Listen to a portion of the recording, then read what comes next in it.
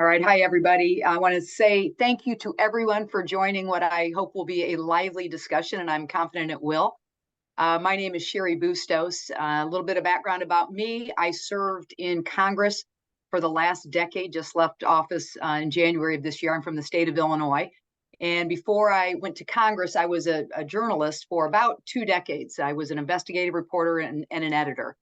And for those who may not be familiar with the work of Issue 1 and the Council for Responsible Social Media, the council brings together really a whole group, big group and diverse group of people, including myself and members of this panel here today, who are all focused on finding solutions to the technological harms to our kids, to our communities, to national security.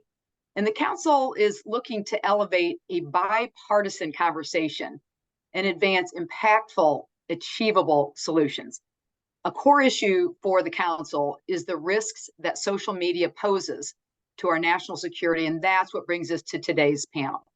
So over the last 2 years, Congress banned TikTok on government devices. Montana banned the app within its borders, and a proposed federal policy seeks to ban the platform nationwide. But the problem really is bigger than TikTok, and that's what we're going to talk about today. We've seen platform integrity teams dramatically downsized. We've seen foreign online interference in elections. We've seen deep fakes spreading rapidly on all platforms, including those run by American companies. So the debate over TikTok has narrowed what should be a more comprehensive investigation of social media risk to national security. So that being said, I'm really excited that we're going to dig deep into this discussion. And let me start by introducing today's panel. So quick reminder at the start here. If you have questions as we're going along in this conversation, just go to the Q&A feature. And what's going to happen at the end of all of this, we'll take your questions in a moderated format. All right, so very quickly, here's who we have with us, this distinguished panel. So I'll start with Secretary Leon Panetta. The old saying, nobody like Leon needs an introduction, but let me just tell you quickly, this is like a bio to dream for. So he was the Secretary of Defense, Director of the CIA, White House Chief of Staff, Director of the Office of Management and Budget, and was a congressman from California. Before he joined the CIA, he spent a decade co-directing with his wife, Sylvia, the Leon and Sylvia Panetta Institute for Public Policy.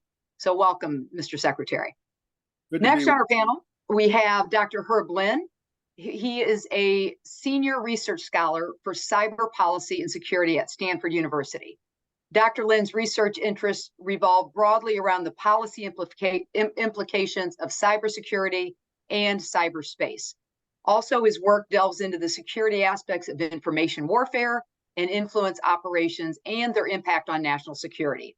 In addition to his position at Stanford, he's Chief Scientist Emeritus for the Computer Science and Telecommunications Board, National Research Council of the National Academies. Welcome, Dr. Lynn.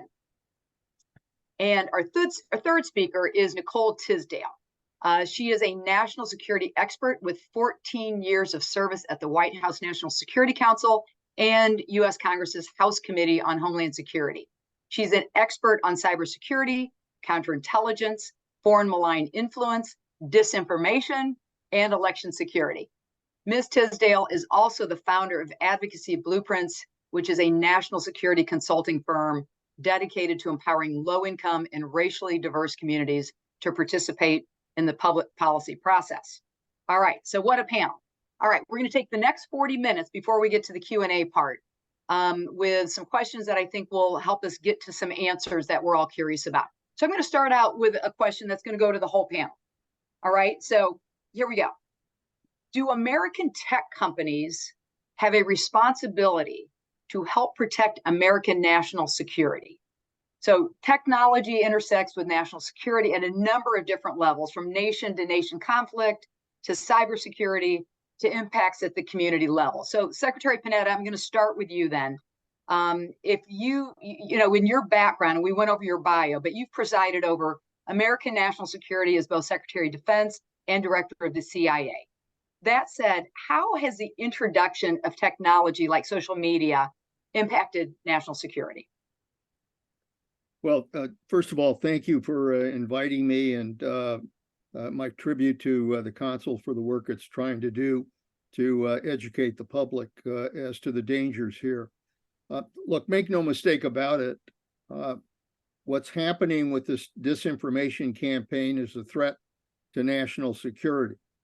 All of the intelligence agencies have pretty much come to the conclusion that our adversaries are making use of a disinformation campaign by weaponizing social media and weaponizing other elements of technology in order to be able to undermine really the stability of the United States and other countries for that matter. We know what Russia is doing. Russia has long had a disinformation campaign. We saw it in 2016. We saw it in 2020 or 2018, 2020, 2022, and they're expected to use it again in 2024. What they're trying to do in particular right now is to try to undermine support for Ukraine. There was a recent article in the New York Times that pointed out just within these last few days that Putin is targeting what he senses to be a weakness out there in terms of support for Ukraine. So he is essentially implementing now efforts to try to undermine support for Ukraine, trying to create disinformation. As a matter of fact, they promoted disinformation that claimed that America had bioweapons in Ukraine, which is not true. And yet that continues to go around. So they're obviously constantly involved in a disinformation effort that is targeted at our support for Ukraine, but also targeted at our election systems. Same thing's true for China. China is using TikTok and using other forms, kind of using the Russian model to try to interfere with us. We see the same thing from Iran. We see North Korea doing that. We see other adversaries doing it. Bottom line is that this is a battlefield that is taking place now and in the future. And our adversaries are going to use that technology to basically undermine our national security. And that's why I don't think the private sector or anybody else can simply ignore the threat that we're dealing with. We've all got to respond and try to make sure we're doing everything necessary to try to get accurate information to the American people. Thank you, Mr. Secretary. So, Professor Lin, again, to the initial question, do American tech companies have a responsibility to help protect American national security? And then also, if you can kind of also then evolve, the second part of the question is, you know, your work and your research deal with offensive cybersecurity and information warfare operations. How have these kinds of operations evolved over the last decade, and what role do the dominant tech platforms played in either enhancing or combating those operations? Well, okay, the first part of the question is, do they have a responsibility? I think that's a complicated question in the sense that they should, but they don't feel they do. So how you get them to feel like they do is a very interesting and very important question of public policy. I think that's certainly why I joined the Council for Responsible Social Media, and I think that's why we're all here. Getting them to feel some responsibility, some affirmative obligation to help protect American national security is a good thing, but they clearly don't feel that way now. How has it evolved over the years? The operations. Well, I remember Secretary Panetta's speech well on the Intrepid in New York when he talked about cybersecurity as being a really important thing then. Back then, the focus was on hacking computers, how you go into computers to destroy critical infrastructure and so on. And the focus of that was the information processing systems that, of the internet and critical infrastructure and so on. the way it's evolved, I mean, that's still a threat. I don't want to downplay that, but the threat has evolved to include hacking of human minds. It's not just the information processors, the computers that are sitting on the internet. It's the human brains that are sitting on the internet. As it turns out, TikTok and others, and Facebook, and other social media companies have all developed ways of piping bad information, sort of the equivalent of malware, directly into people's brains when they sign up. So in that sense, it's a much more it's a broader threat. And it targets things that we back in Secretary Panetta's day, when he was thinking about cybersecurity, we hadn't thought about very much. And so the threat is, I'd say it's a lot worse. Among other things, remember that you can patch a computer to take out vulnerabilities. It's very hard to patch the human mind to defend against those vulnerabilities. You can't download a software update into a brain. So that's hard. Okay. Ms. Tisdale, let's start with the first part of that question. Your thoughts on whether American tech companies have a responsibility to help protect American national security. Sure. I'm going to differ a little bit from Professor Land on this. I actually do think that they have a responsibility, and I'm probably a little less concerned if they feel that way. When I think about what the responsibility of the tech companies, I think about basically what is the price of the ticket to be a part of a democracy.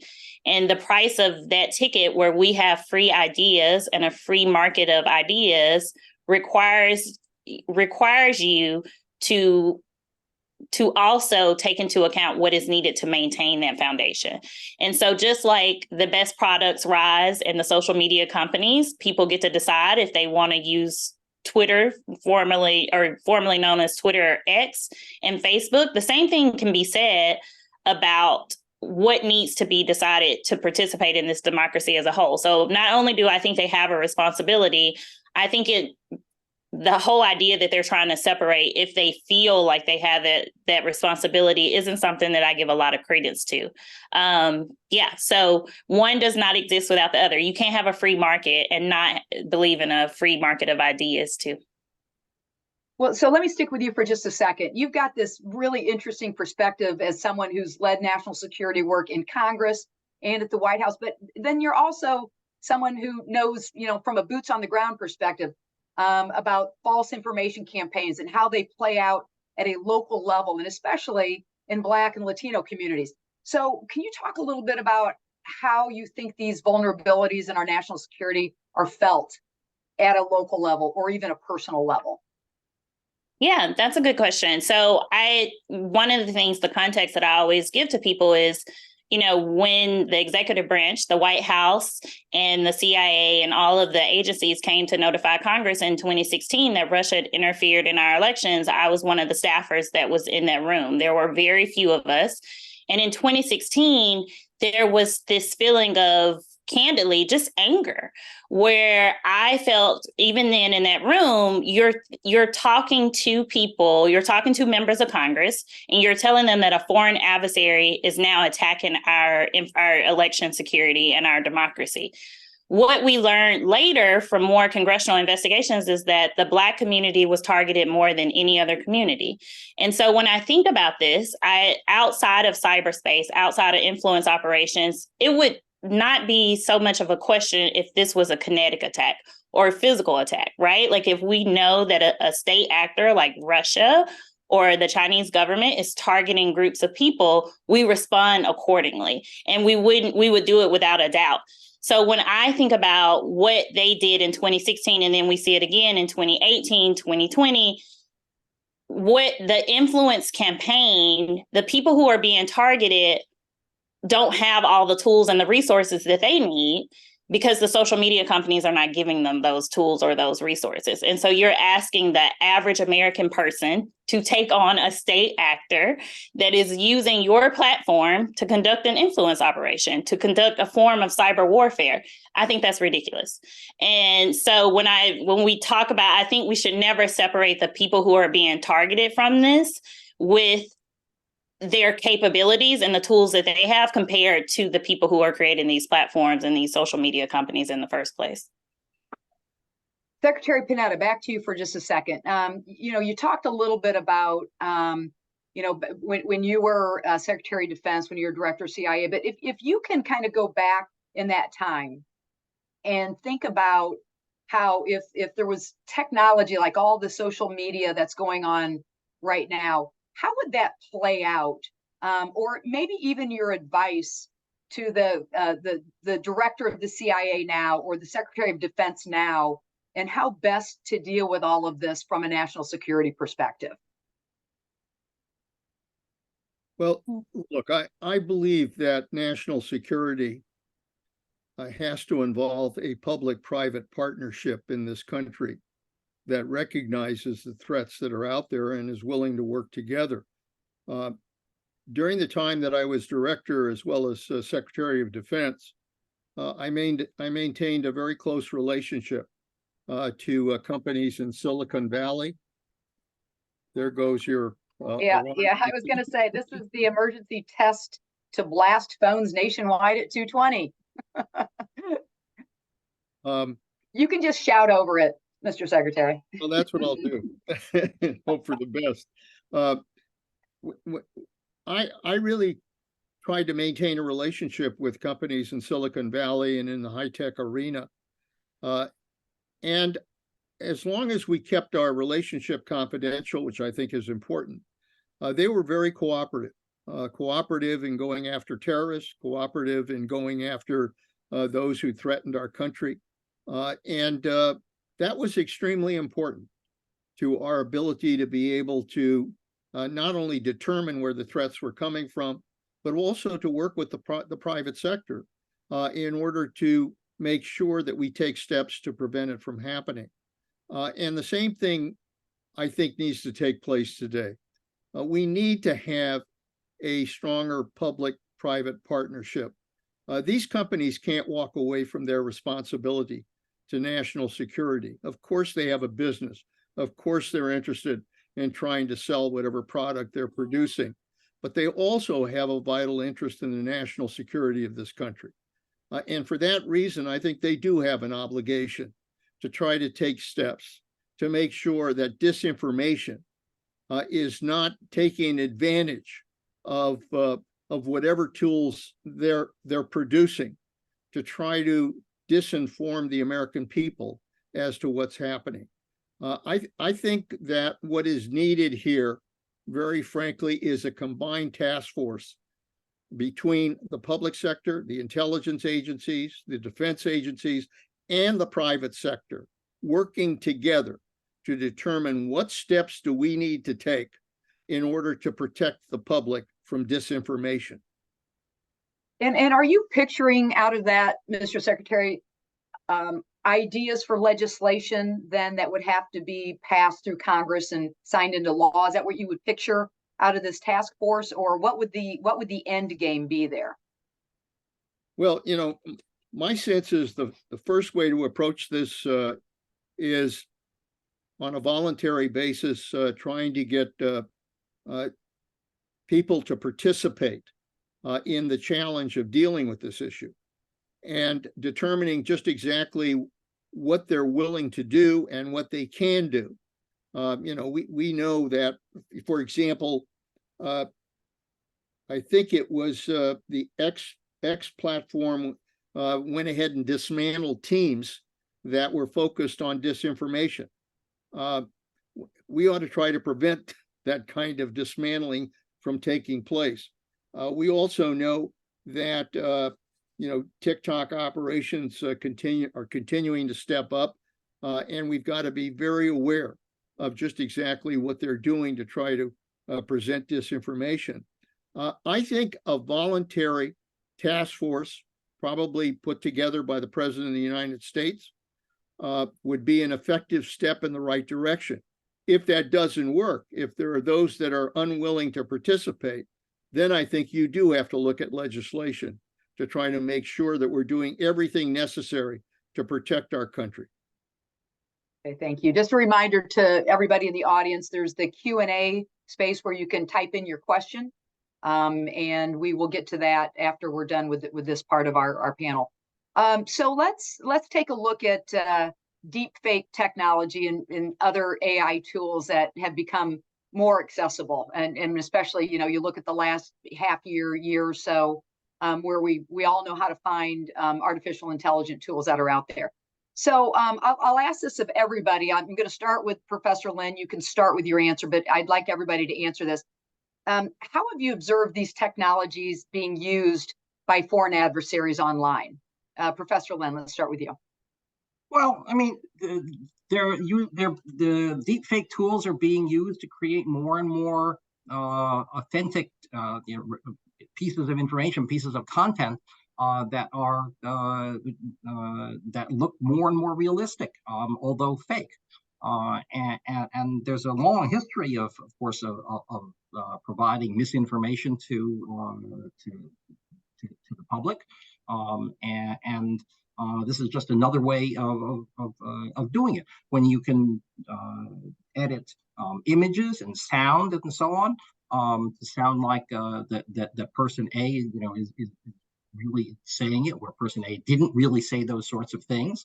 It just gets worse. But I want to emphasize that the problem is not just a question of the deep fakes. Dumb fakes work pretty well too. You can remember the quote high technology that was used to slow down the video of Nancy Pelosi to make her look drunk. I mean, that took no sophistication at all.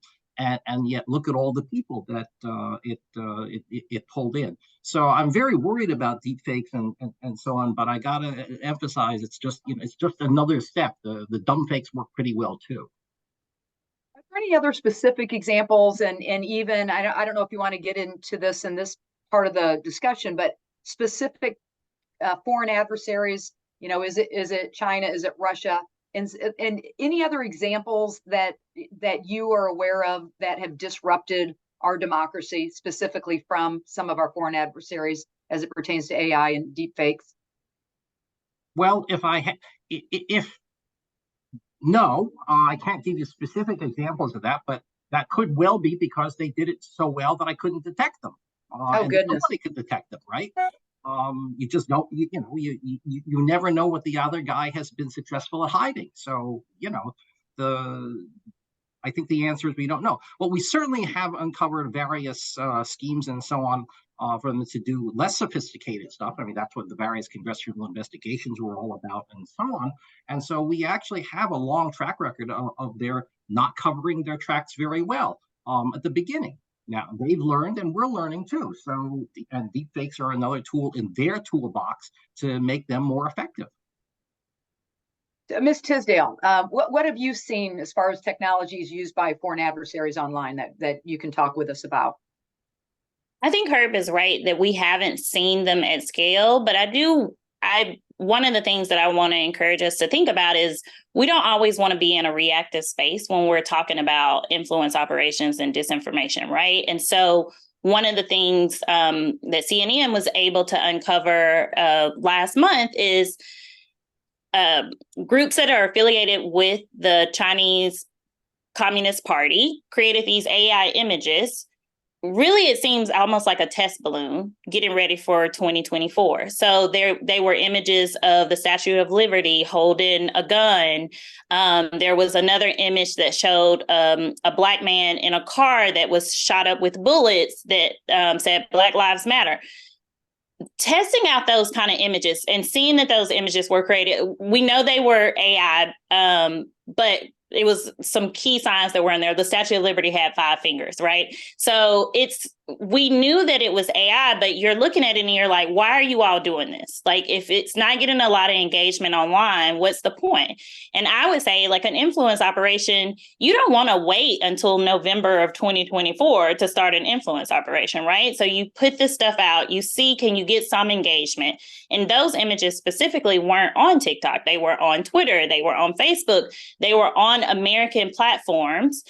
And I think what I hope that we're doing, even having dialogues like this, is you want to get to a place where you're talking about what do we put in place to prevent these kind of things of happening. So if that is the test balloon in September of 2023, how do we make sure that in September of 2024, you don't have images where there is not so obvious, like the Statue of Liberty actually has 4 fingers, or the picture of the Black man who is being shot by police officers looks like it might be something that really did happen. I think when we talk about these campaigns, they're giving us a little bit of a head start so that we can try to start getting some things in place. And Congresswoman, if you'll give me a point of privilege, I wanted to go back to what Secretary Panetta talked about with the public-private partnerships. I do think that that's really important. And I think that that's key, because one of the things that we see when we talk about influence operations and we talk about disinformation, you have to make sure you have a task force or a public-private partnership that has everybody at the table.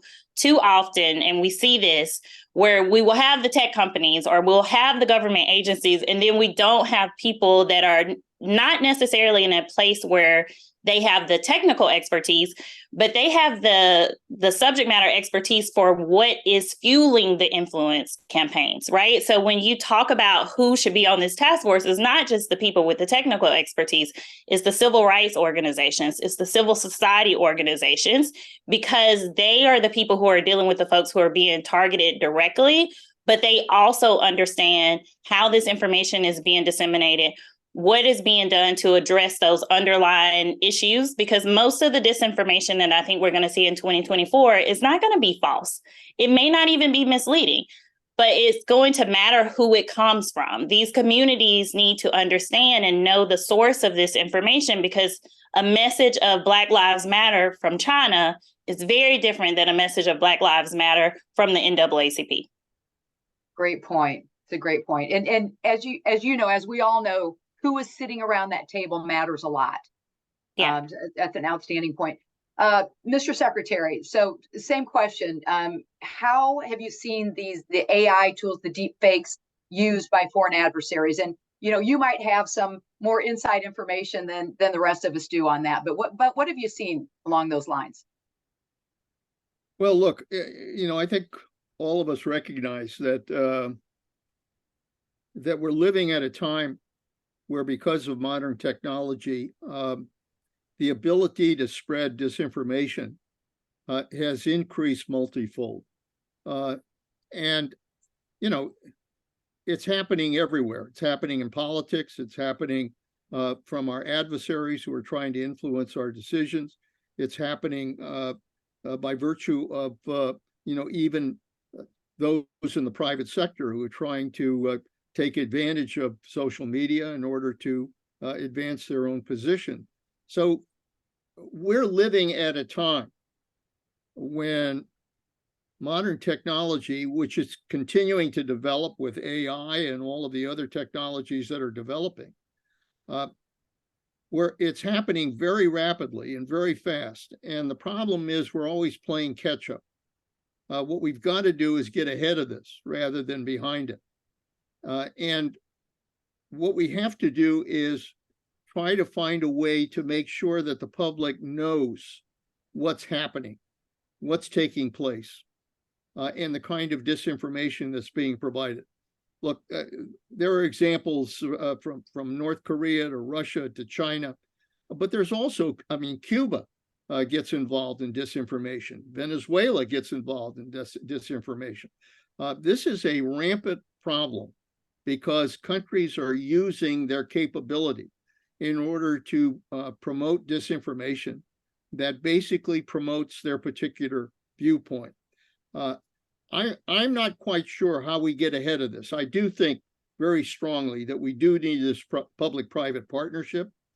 I do think that we have to use, I mean, AI could also provide an opportunity for us to be able to look at what's happening out there and be able to get ahead of it rather than behind it. But that's going to require that we do have people that know just exactly how to use that technology. We all know AI is a reality. We all know that it can be abused. We also know that it can be used for good purposes. We're going to have to get ahead of that. We're going to have to be able to develop artificial intelligence that is capable of being able to look out there and determine the kinds of disinformation that are going on and be able to give the public a heads up as to what's happening. This is, this, as I said, this has to be viewed as a threat to our security. If people don't view this as a threat to our security, we're not going to get very far because frankly, the argument is this is free information. Everybody has a right to throw their own views onto social media.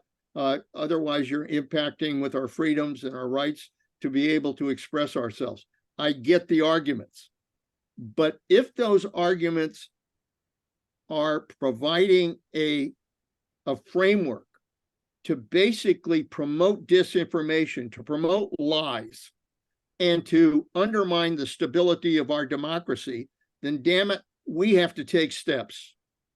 Both the public areas, the intelligence, the defense areas, national security agencies, working with major companies in this area, we have to work together to make sure we are taking steps to protect the American people from what could undermine our democracy. This is a serious moment.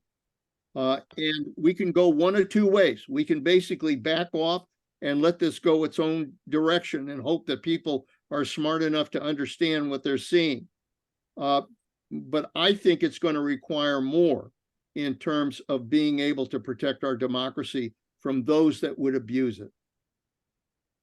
Does the administration recognize what you just pointed out? Is there talk at the highest levels of having a public-private partnership, of having the right people sit around the table to start figuring out answers to this? Is that happening in the administration? Is this happening at the highest levels of government, Mr. Secretary?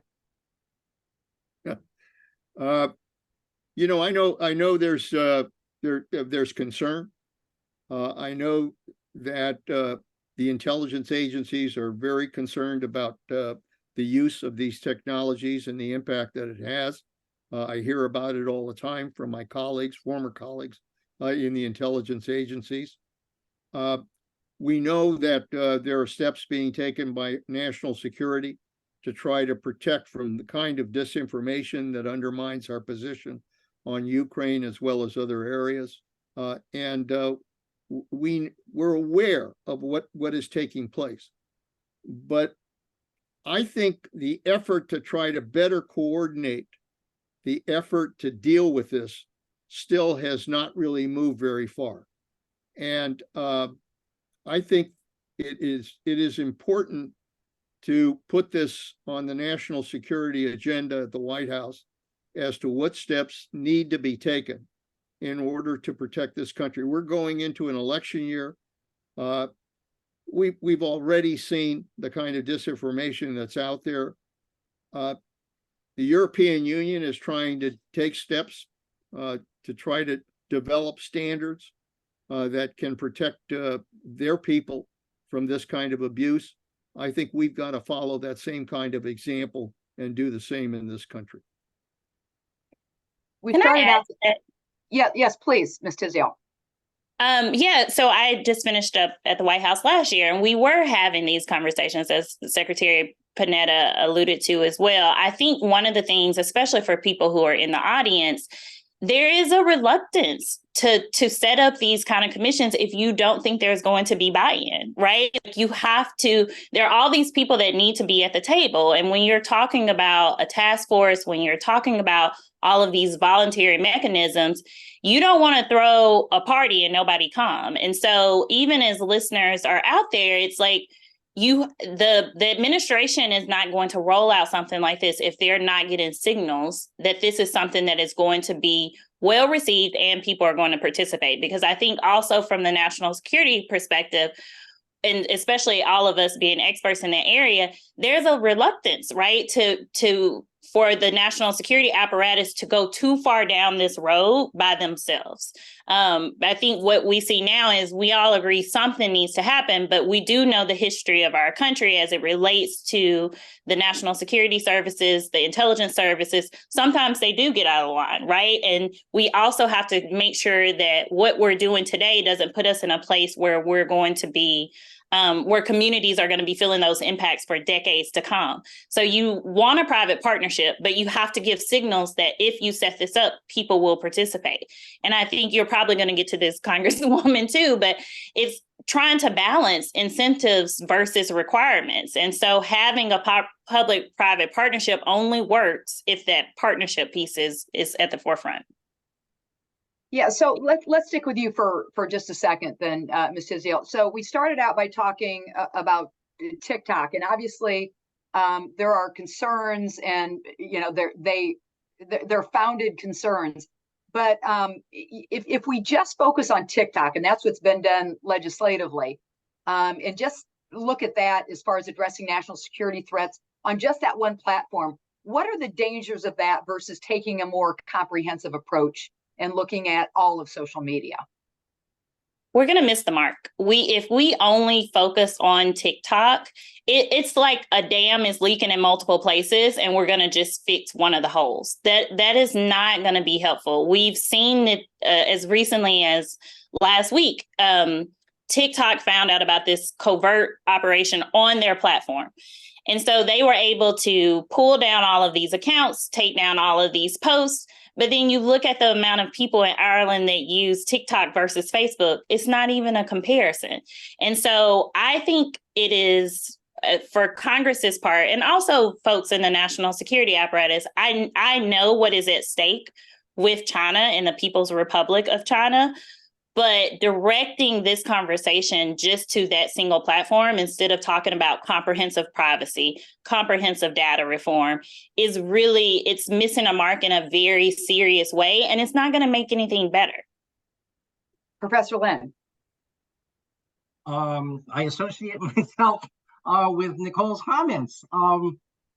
She's absolutely right.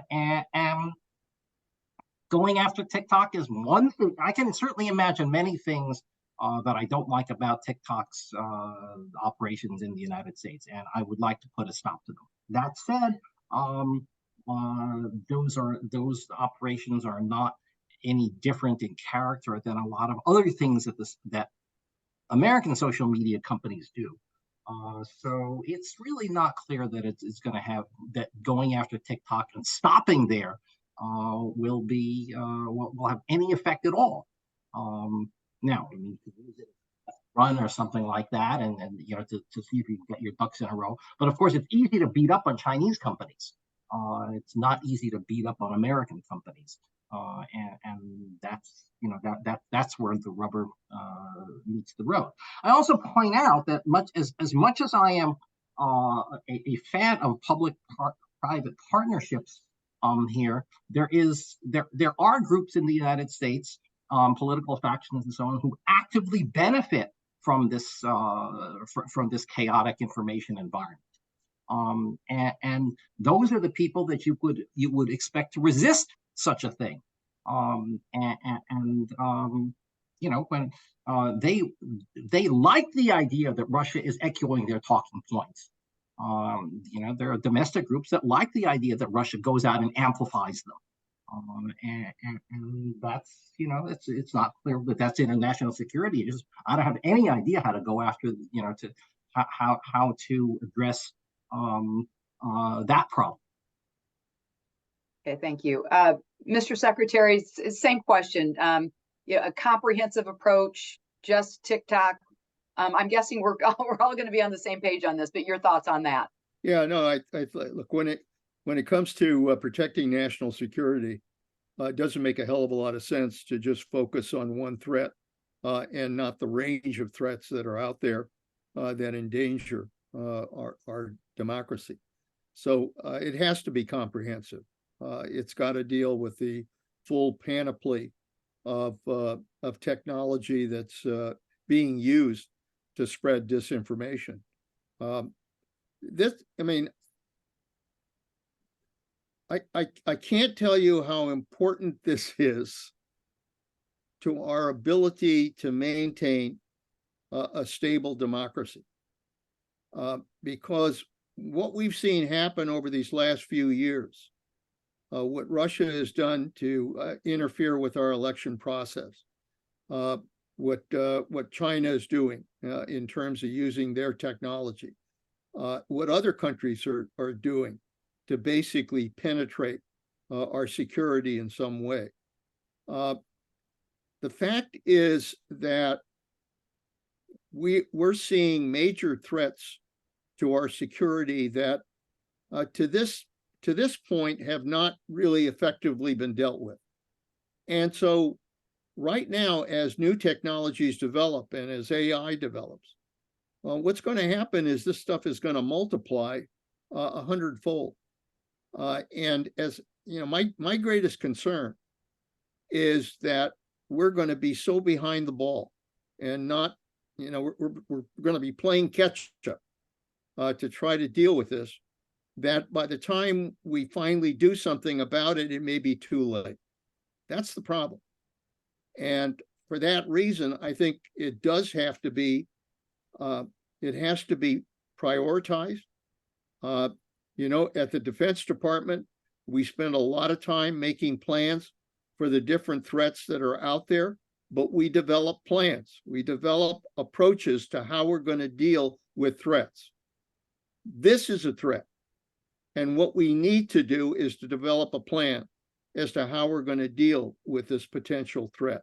And it has to be done on a much broader basis than just, you know, what defense does, which is easy, you know, depending on our weapon systems and where we deploy our forces. The real question is we need a broader approach that really comprehensively deals with this threat.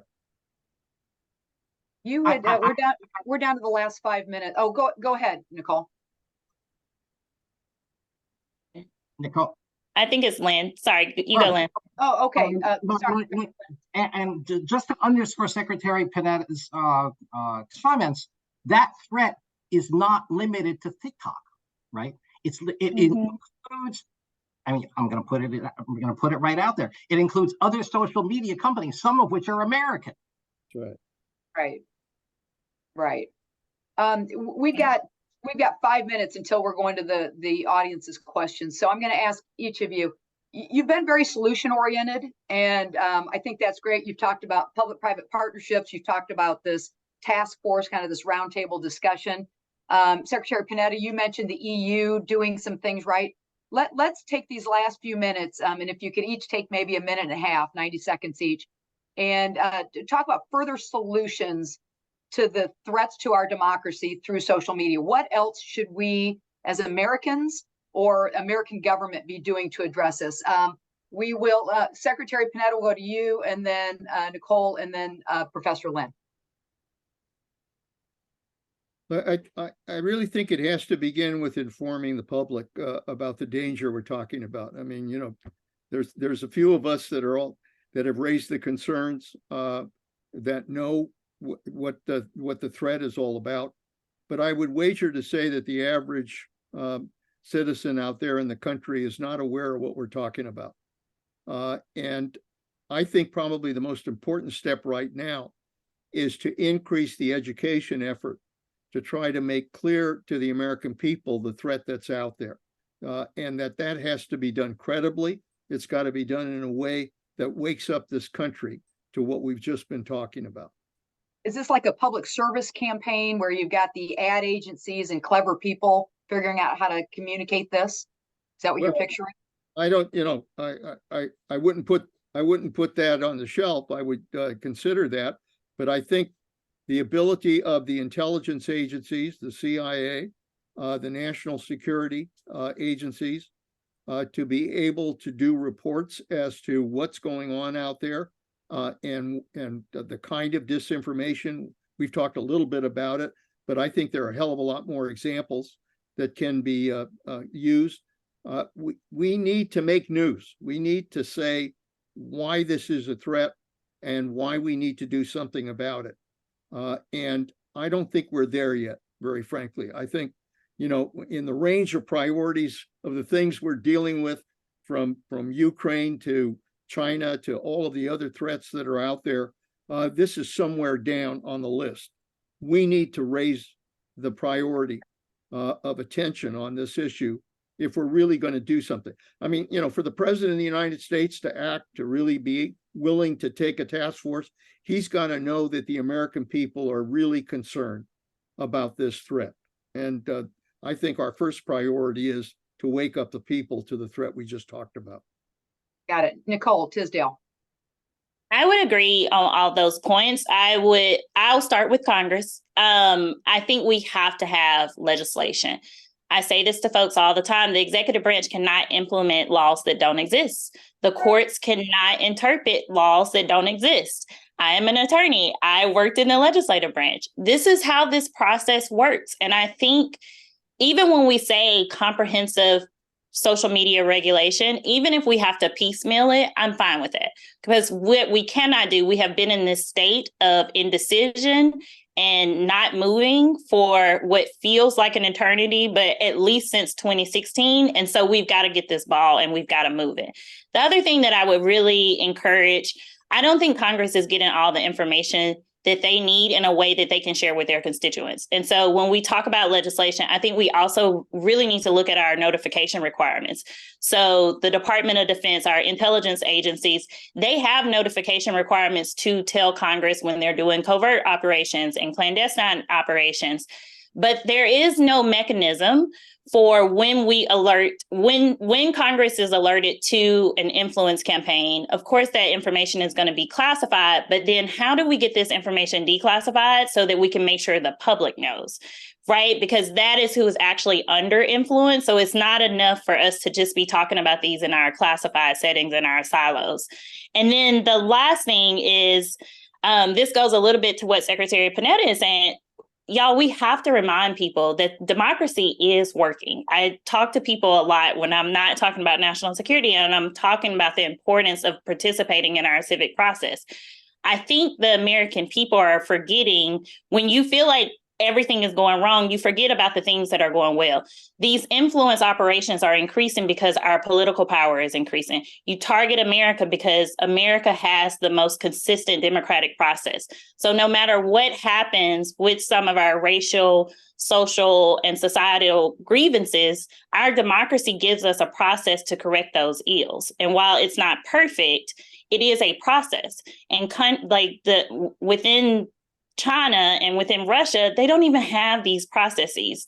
In a democracy, there is a chance. In these other societies, these other governments, you don't even have a chance. So I think it's really important that we start to remind people democracy is working, but it's not something you fix and you sit on a shelf. Professor Herdlin, you close it out before we open it up for questions. In terms of where we go, I want to endorse the comment about legislation. The problem here is going to be finding legislation that makes a dent in this problem that doesn't run afoul of the First Amendment concerns. It is pretty clear that the First Amendment has been weaponized against the fight for disinformation. Fight against disinformation, and that is an intellectually challenging task, but I think it's a very important one that we all have to face. But other than that, I endorse everything that my previous speakers have said. Thank you, Professor. Let me turn it over to Willa Blake, who's going to read the questions, and then we'll turn those over to the panelists to answer. Willa. Hi, everyone. My name is Willa Blake, and I'm an associate with the Council for Responsible Social Media. Thank you all again for being here today, and thank you to our panelists for what is already a fascinating discussion. I'd now like to take this time to read a few questions from our viewers, starting with a question from Nicole, and that is, what is the role of traditional or mainstream media to educate the public on these disinformation campaigns that we've discussed during this panel? Nicole, you want to kick it off? I'm like a Nicole to a Nicole. I'm happy to answer that. So I really think it's important. We can't do this work without the media companies, right? And we can't do this without the press. The press is our fourth branch of government. It's part of our First Amendment too.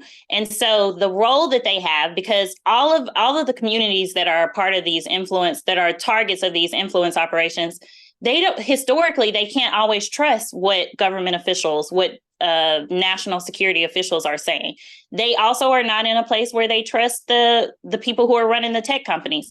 The press and our journalists are really those trusted voices for so many communities. And so I would say none of this works without having the press, one, as a accountability partner, but also an information resource.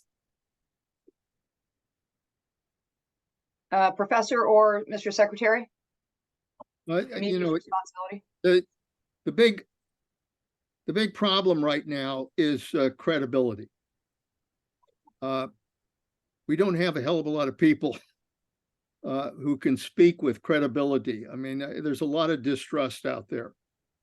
And so it is going to take, I mean, I want to believe that our intelligence agencies, just because they've been around and they're on the front lines, you know, they did this very well in the Ukraine war by presenting intelligence that Russia was threatening to attack Ukraine when Russia was saying they weren't, and it really did inform the world about what Russia was up to.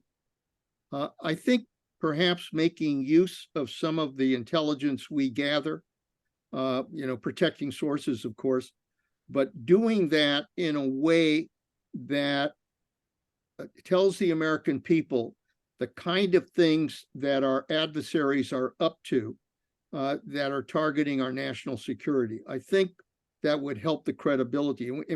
And obviously the press is credible, but the press is even more credible if they're using information that is credible to begin with.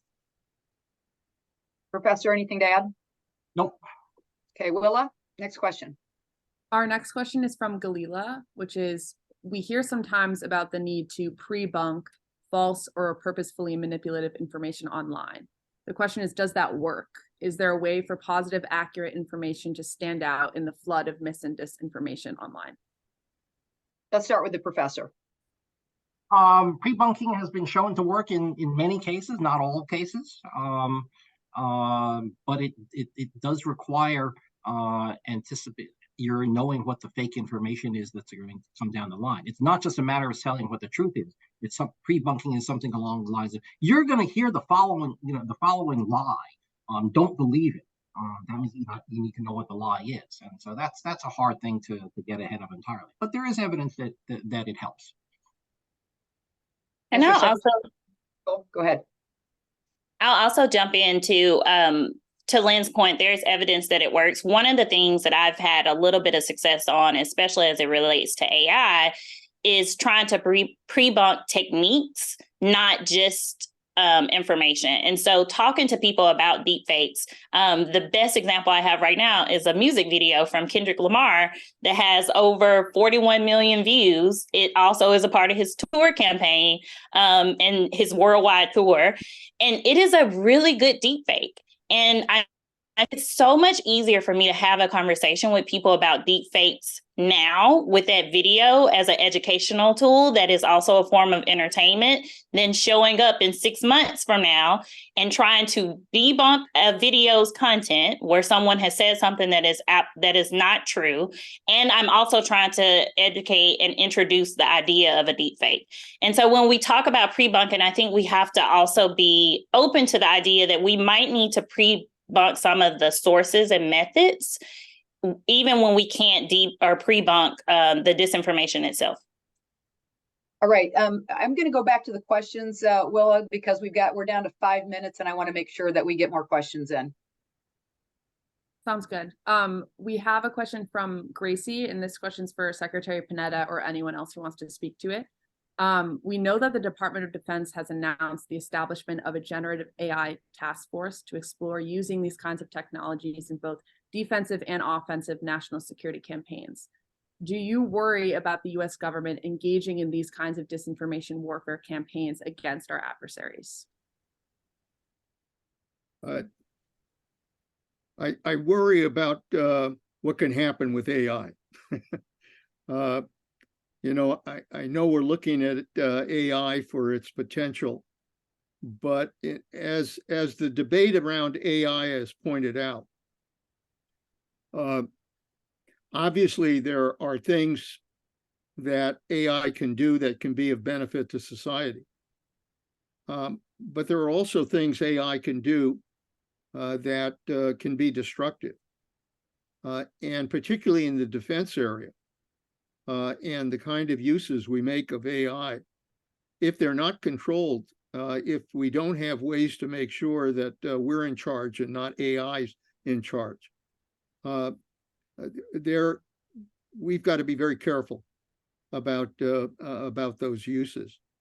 And you know, it is something that demands a lot of oversight, because once you take steps with AI, that, I mean, you kind of argue to yourself that it's in our national interest, but I've seen decisions made about our national interests that are not necessarily in our national interest, because there are those that have their own viewpoint as to what should or should not be done. So you know, I would hope that the Pentagon, as it tries to use AI, makes clear that there's going to be oversight. I hope the Congress, in the committees that oversee the Pentagon, and the intelligence agencies for that matter, are also doing careful oversight to make sure that that it is not being used in a way that could be destructive. Right. In order to end on time, Willa, I don't think we're going to have time for the other questions because it's 2:58. So let me just close this out by thanking our panelists and thanking those who took the time to log on today. Here, to summarize, American tech companies have a responsibility to protect against national security harms that their platforms pose. And we've determined here that the problem is not just with foreign-owned companies like TikTok. I think that's point number one. Point number two, single platform bans are not a comprehensive solution to the harms that are posed by these platforms, and artificial intelligence will supercharge the harms that these platforms, and they will also complicate the solutions. And you know, we need to think broader than just TikTok. Thus the name of our It's Bigger Than TikTok. And then I think just to leave with this question, what are the steps that can be taken to address these harms? And who is responsible for taking those steps? I appreciate the panelists coming up with some of the solutions, that it's got to be a public-private partnership, that we should have a task force, and that you know, that there's got to be probably some legislation that needs to be considered, and some voluntary answers here. It is 2:59. I want to just again end by saying thank you. We appreciate it, and stay tuned. There's always another discussion to be had, and we'll be part of that discussion. Thanks, everybody. Have a great day. Thank you.